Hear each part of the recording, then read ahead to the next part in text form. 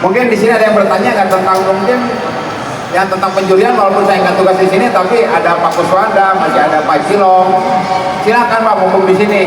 Kemarin ada share-share kalau yang datang. Berarti udah pintar semua sih, alhamdulillah.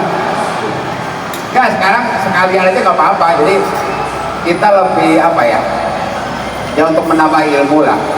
Terkadang kalau di pameran juri itu nunggu pesertanya nggak mau datang.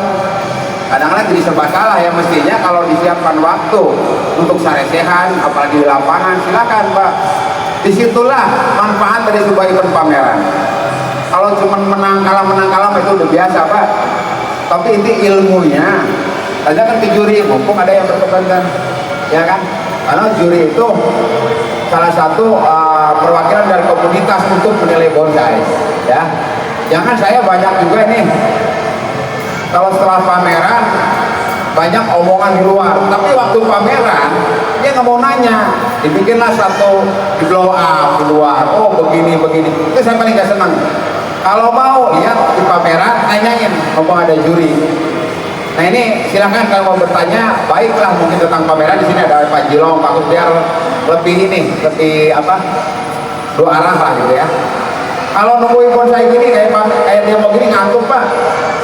Ngantuk, bener Pak. Tapi silakan yang mau bertanya, ya. Ini dari Tangsel, nah Abah nih mau bertanya nih, silakan Pak. Baik, terima kasih. Assalamualaikum warahmatullahi wabarakatuh. Kalau melihat pohon best in show sama yang nomor 2 itu beda jenis, beda karakter. Apa yang menyebabkan pohon yang pertama atau best in show itu menjadi juara, sedangkan yang pohon yang satunya itu menjadi yang nomor 2 Pak? Itu mohon sebuah penjelasan. Kalau dilihat ya mungkin tidak jauh berbeda, tapi kenapa itu bisa ada nomor 1 dan nomor 2-nya gitu. Terima kasih. Dari hasil yang best in show sama yang keduanya, apa yang membedakan atau sehingga terjadi bisa ditentukan oh ini yang terbaik, ini yang keduanya gitu. Terima kasih. Terima kasih banyak atas pertanyaan Mbah Jenggot sebutannya kalau di kita. Sebenarnya di sini nggak ada juara 1, juara 2. Kita menentukan, ya, itu kita tampil menampil cover itu, jadi kita mencari terbaik di antara yang baik. Karena sebelumnya untuk menentukan best itu kita ambil dari pohon-pohon yang memang nilainya baik sekali. Gitu. Jadi pada saat penentuan sebenarnya bukan juara 1 atau 2, tapi itu best in show. Best in show itu adalah terbaik dari seluruh peserta. Nah, untuk pemilihan best species pun secara otomatis kalau kita melihat performa pohon itu dari anting putri khususnya, dia yang paling prima dalam pengertian karakter tua pohon itu sudah dapat. Gitu. Ya, yang pertama. Nah, yang kedua saya belum paham nih antara yang itu dengan yang mana nih Bang? Sargenti. Nah, kalau untuk Sargenti itu sendiri lebih ke performa dan kematangan pohon juga. Itu tampilnya itu benar-benar istilahnya begini. Saya bisa menjelaskan pohon pada saat di The Max waktu di Bali. Ada peserta yang nanya, Kak, apakah ada pohon yang lebih bagus dari itu? Ada. Kenapa harus itu yang best in show? Pada saat itu, saya menentukan mana yang lebih siap akhirnya, tapi bukan mencari mana yang terbaik. Tapi yang lebih siap pada saat itu ditentukan pohon itu. Tapi kalau ditanya, yang lebih bagus ada nggak? Ada, tapi belum siap. Nah, kalau yang uniform ini, yang Sargenti itu penampilannya prima. Karena saya kemana-mana sering mantau pohon itu. Nah, pada saat tampil sekarang, dia yang paling siap di antara peserta lain. Mungkin itu, Pak. Terima kasih banyak. Ya.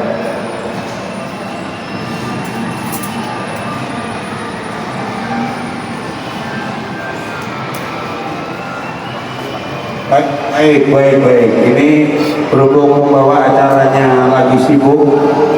Ya, yang lainnya mungkin melihat dari hasil-hasil yang kita dilihat, ada yang perlu dipertanyakan. Mungkin pohonnya sendiri atau pohon dari peserta, kenapa pohon saya kok gini, kenapa pohon mangga, dipersilahkan. Ayo. Satu. Siap, ayo. Mangga, Mas Tri. Ada apa nih?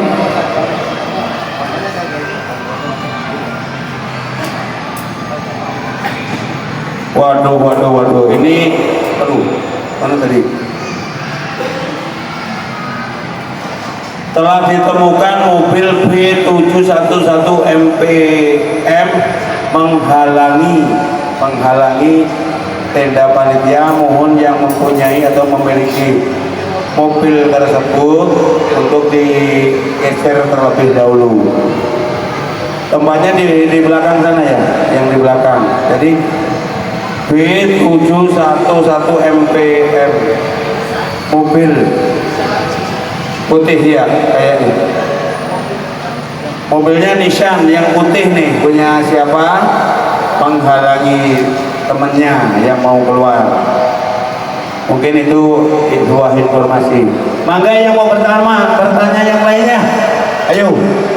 Biar kita semakin bertambah ilmunya, semakin paham dan akan memahami makna sebuah bonsai untuk menjadi lebih baik lagi. Ya mungkin kekurangan apa yang kita miliki pohon kita bisa dipertanyakan atau ditanyakan di sini. Mangga, Bade. Ayo bertanya. Waduh. Mangga yang mau bertanya. Ini Om Jilang menjelaskan apa ini? Mangga. Salah yang di depan.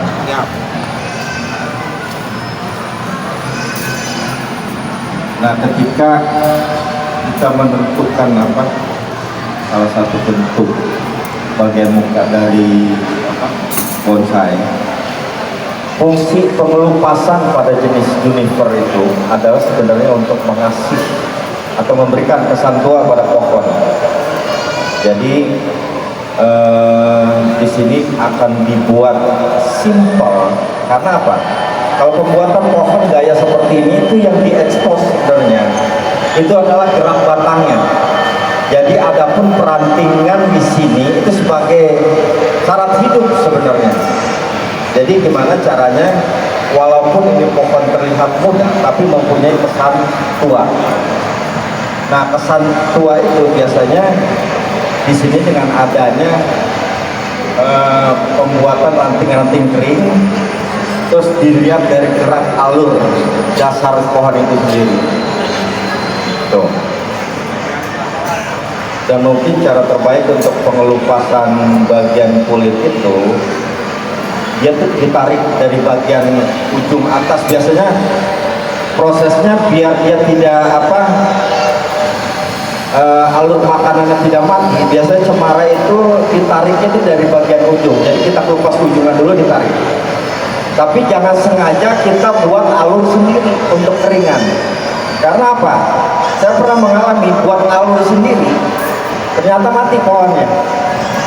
Gitu. Jadi yang terbaik pada saat kita mengasih alur kering pada cemara itu, kita tarik biasanya. Jadi dia ngikutin alurnya sendiri, jadi aman.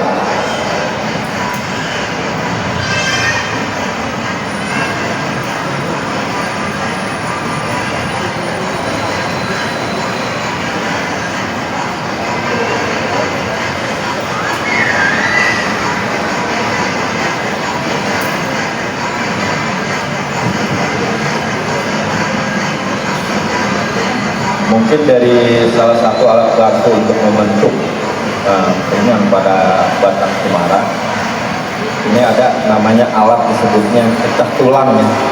Pecah tulang itu bentuknya kayak kakak tua. Jadi proses untuk biasanya pecah tulang itu dipergunakan untuk tekuk batang yang besar. Jadi prosesnya ibaratkan tangan saya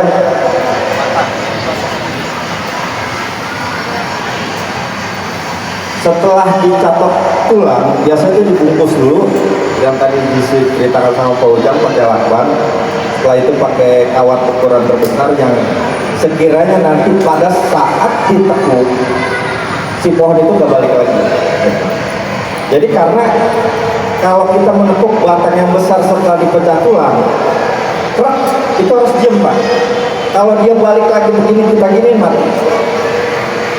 Itu pengalaman saya. Jadi mesti benar-benar ada yang nahan. Kalau sekiranya kawat itu tidak mumpuni untuk menahan tekukan, biasanya saya ikat ke batang utamanya. Jadi tekukan itu tetap sesuai dengan yang kita inginkan gitu. Jangan sampai dia kalau kita tekuk dia balik lagi terus tekuk itu lagi mati biasanya. Gitu. Nah ini juga salah satu ada alat bantu yang memang untuk bisa menarik dari bagian kulit sampai ke tulangnya.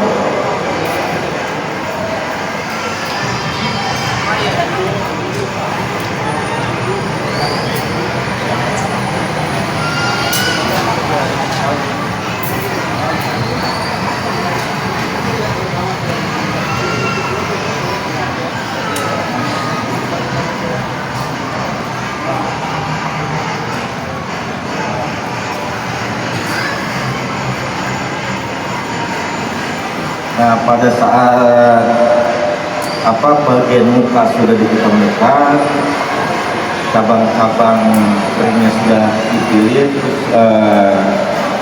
batang mana yang mesti kita kasih alur kering. Nah, di sini kita memulai lagi dari teknik perantingannya. Jadi diusahakan gimana agar terlihat bagian percabangan atau daunnya yang akan dipakai nanti itu terlihat cangkrangannya harus ada pengurangan daun.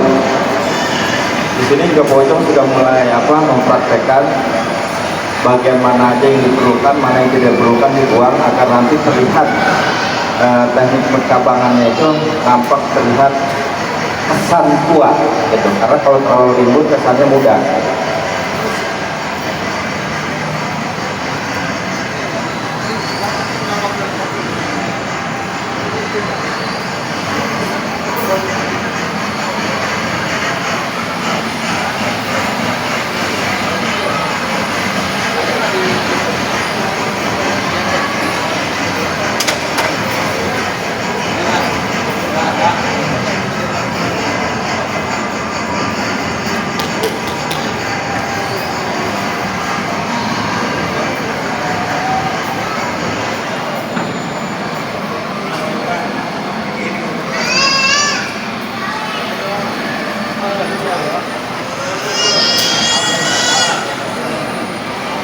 Jadi gini, untuk pembentukan bonsai pada umumnya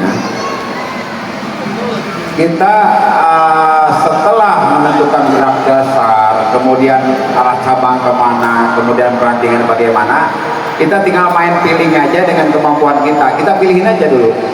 Kemudian mana yang tidak terpakai kita buang, kemudian kita kawatin dulu. Jangan sampai baru kawatin satu, kayak saya misalkan gini nih. Ini belum dikerjain udah ditekuk, pasti nanti akhirnya bolak balik Pak. Jadi kawatin aja dulu, kemudian nanti tekuknya sekalian. Karena kalau pohon nanti udah tekuk salah, balik lagi, akhirnya yang ada pohon itu remek, ya kan? Biasa gitu. Baru satu cabang, saya sendiri merasakan suka greget pengen tekuk gitu kan. Tekuk nanti yang ini kan belum satu kesatuan. Kita tekuk satu cabang, oh ternyata begitu juga disalah, balik lagi. Dan sebetulnya ada kewajaran dalam membentuk sebuah bonsai untuk membending ya, menekuk cabang apa batang. Itu orang ada yang dibalikin lagi itu masih manusiawi Pak. Ini bukan sembarangin. Kadang-kadang justru di situ ada kepada, cuman jangan diperkosa gitu loh. Kalau balik sana, banyak orang yang membuat pohon itu karena tidak ngerti arah konsepnya kemana. Ini kan bolak-balik terus. Nah itu pohon biasanya ya bisa rusak, bisa aja mati. Nah untuk cemara paling riskan kalau setelah kita wearing, kita kerjakan atasnya, kemudian ganti media. Itu jangan sekali-kali Pak. Jadi biarin aja dulu, mungkin sekitar 6 bulan, biarin dia berproses, sudah sehat. Pas bilang waktu lagi sehat, setelah paksa operasi kalau kita mah 6 bulan kurang lebih lah, baru kita nanti mau ganti pot, ya. Tapi maksimalnya lagi setahun Pak, setahun lebih bagus, ya. Tapi tergantung juga kita tinggal di mana. Kalau di Karawang jangan berani-berani, karena saya sendiri pernah merasakan Pak, dapat bahan langsung dikerjakan karena customernya pengen buru-buru ganti pot, saya bilang saya larang, jangan, nanti mati. Tapi dia maksa, ya saya namanya pekerja trainer itu kan, ya udah ngikutin. Tapi udah saya kasih masukan, wah ini bisa mati, ini mati juga gitu, ya.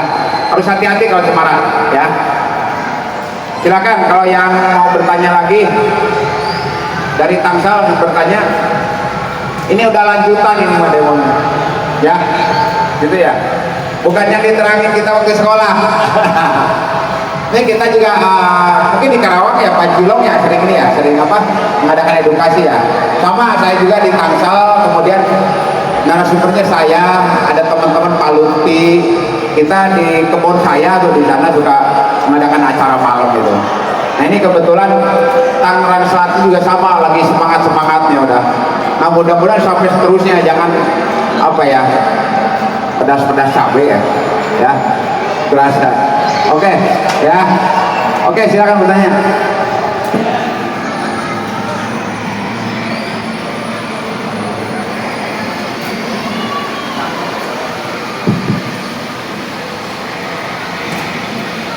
Ya, assalamualaikum warahmatullahi wabarakatuh. Pak, saya cuma mau nanya, ini sebenarnya saya kalau melihat demo cemara agak sedih Pak. Kenapa sedih? Soalnya kita di Kerawang. Saya sering beli bahan cemara dari Bandung, kontes di Bandung, di mana? Di Padalarang itu ya, perubahan. Banyak saya beli, nggak nyampe 6 bulan tewas dengan sukses. Jadi mungkin ada tips nggak ya biar di Kerawang ini kita bisa bikin cemara yang enak gitu ya. Mungkin jenis-jenisnya apa aja bisa enak. Itu aja sih. Oke, terima kasih. Wassalamualaikum warahmatullahi wabarakatuh. Waalaikumsalam warahmatullahi wabarakatuh. Ya ini pertanyaan baik sekali ya. Terkadang kita tidak menyesuaikan kita tinggal di mana. Saya tadi tanya, buat demo apa cemara? Ya cemara aja. Jadi lo tadi ya cemara. Karena mungkin nggak ada bahan lagi, sebetulnya jangan pohon cemara kalau di sini. Pohon-pohon lain siapkan. Karena kalau cemara, betul kata Bapak tadi, setelah digini Pak, ganti pot aja Pak, dijamin wassalam. Udah, tinggal tahlilannya aja udah hadiah ya. Gitu. Jadi alangkah baiknya kalau cemara setelah dikerjakan ini punya siapa? Punya panitia. Teknologi. Disekolahin dulu deh, di tempat dingin, dijamin bagus. Nggak apa-apa, sekolah kan bisa kemana-mana, ya kan? Nah nanti setelah misalkan setahun bawa lagi itu nggak masalah. Jadi ya saya kalau demonya sebelum cemara kalau di sini. Tapi mungkin gini, ada teman kita yang di Surabaya Pak, itu Pak Ali, Pak Sugianto, dia ahli cemara, jauh ke tempat saya. Dia seorang pakar ahli cemara dan dia karyanya juga bagus. Itu saya juga belajar dari dia, bagaimana ini sering sharing, kita kan ngobrol-ngobrol. Tapi dulu waktu tahun-tahun Pak Kus tuh, Pak Kuswanda, zaman-zaman di Duit, orang main cemara Pak. Cemara dulu ada namanya kolektor Pak Sansan ya, Pak Hanceng mungkin yang pernah dengar. Pak Hanceng itu udah almarhum, dia main cemara di Pluit Pak, bayangin. Kok bisa bagus gitu. Nah itu ilmu-ilmu harus kita cari sebetulnya. Bisa Pak di tempat panas juga. Cuman ya itu tahapannya harus ngerti. Kalau kayak gini, oh pengen kelihatan bagus diganti, saya jamin pasti mati Pak. Tapi kalau di tempat dingin masih mendingan kebantu dengan, karena ini penguapan lebih cepat Pak kalau cemara itu. Makanya untuk banyak penghijauan di Jakarta ya, di inilah, itu banyak penghijauan cemara. Pada zaman dulu potretnya tua itu dia lebih cepat menyerap karena dia berbulu Pak. Dia ini daunnya itu tidak licin, dia lebih menyerap karbon gitu, ya kan? Gitu. Ya jadi hati-hatilah kalau dengan cemara, jangan main apa ya, main disamakan dengan pohon lain. Karena di sini pentingnya seorang seniman, seorang penghobi bonsai harus mengerti tentang karakter spesies ya, bukan karakter bentuk. Nah kita harus bedakan Pak. Ada yang dibilang karakter bentuk, ada yang bilang karakter spesies. Jadi kalau cemara, oh hidupnya lebih bagus di tempat dingin. Kalau pohon-pohon di Karawang itu rata-rata hampir sama dengan Jakarta Pak. Selain pohon cemara itu biasanya lebih maksimal. Kalau cemara ya emang tidak bisa akan mengalahkan yang di habitat aslinya. Tapi teman-teman kita juga ada Pak Ustadz Feby ya di sini tuh. Dia memelihara santigi di Bogor. Itu bagus Pak, untuk perawatan. Tapi kalau ditinggalin aja mah sama, nggak bisa bagus. Dan waktu itu Pak Ustadz Feby ya yakin ini pasti perawatannya lebih intensif dengan cara yang lain. Bagus Pak, tapi begitu pernah dia ada lagi males gitu Pak, ditinggalin lagi. Akhirnya Pak, kurang sehat Pak. Semua tergantung dari perawatan Pak. Ya. Oke gitu Pak. Jadi intinya tripnya itu dia harus tahu Pak tentang karakter. Cuman kalau ini untuk demo cemara, tadi saya tanya, oh cemara ya, cemara lagi gitu Pak. Oke, siapa? Silakan yang bertanya lagi.